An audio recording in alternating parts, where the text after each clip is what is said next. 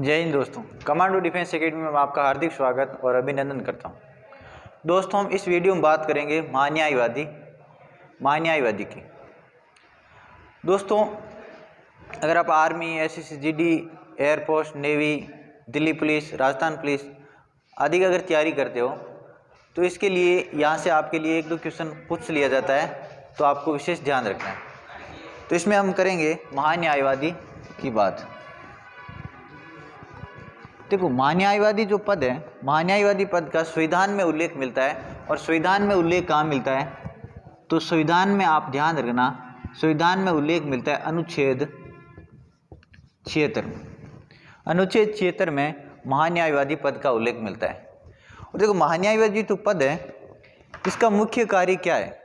तो भारत सरकार को कानूनी सहायता यानी कानूनी सलाह देना इसका मुख्य कार्य है। और राष्ट्रपति द्वारा कोई भी कार्य सौंपा गया है कानूनी संबंधी, उसको संपादन करना इसका मुख्य कार्य है।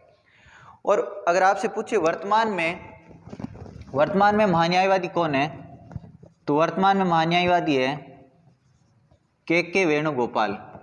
के वेणुगोपाल, ये ध्यान रखना। और आपसे पूछे प्रथम महान्यायवादी कौन थे, तो एम.एस. शीतलवाड़ प्रथम महान्यायवादी थे। एम.एस. शीतलवाड़ प्रथम महान्यायवादी थे, ठीक है ना। और महान्यायवादी की नियुक्ति किसके द्वारा की जाती है? तो महान्यायवादी की नियुक्ति राष्ट्रपति के द्वारा की जाती है। और महान्यायवादी की उसके कार्यकाल को राष्ट्रपति के द्वारा किया जाता है। उसकी पद, उसके वेतन, उसकी सेवा शर्तें, उसके भत्ते सभी राष्ट्रपति के द्वारा निर्धारित किए जाते हैं, ठीक है ना।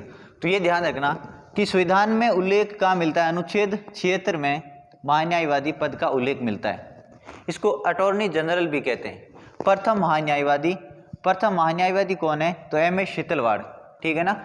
और नियुक्ति राष्ट्रपति के द्वारा की जाती है। यानी महान्यायवादी की नियुक्ति किसके द्वारा की जाती है? तो राष्ट्रपति के द्वारा की जाती है।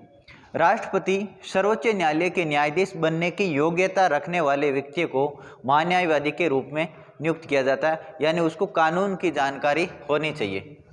महान्यायवादी राष्ट्रपति के पश्चात पर्यंत पद पर रहता है। यानी जब तक राष्ट्रपति की इच्छा है तब तक ये अपने पद पर रहता है। यानी महान्यायवादी राष्ट्रपति के पश्चात पर्यंत कार्य करता है, ठीक है ना।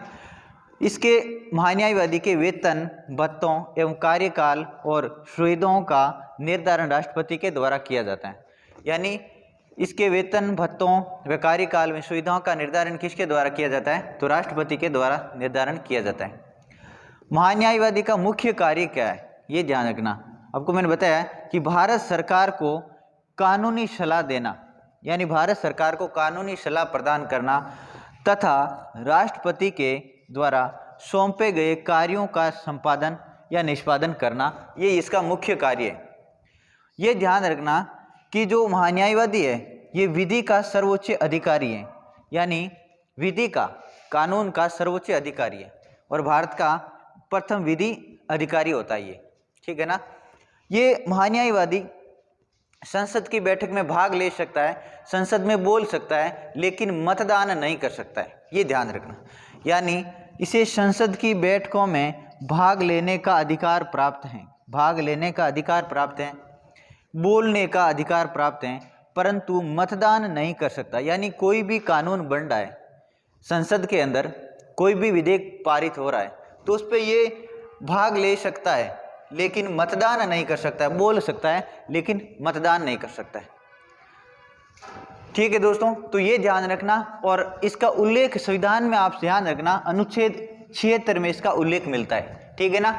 और वर्तमान में महान्यायवादी कौन है? वर्तमान में महान्यायवादी है के वेणुगोपाल। और प्रथम कौन थे? एम.एस. शीतलवाड़। ये बातें आप ध्यान रखना। जय हिंद दोस्तों।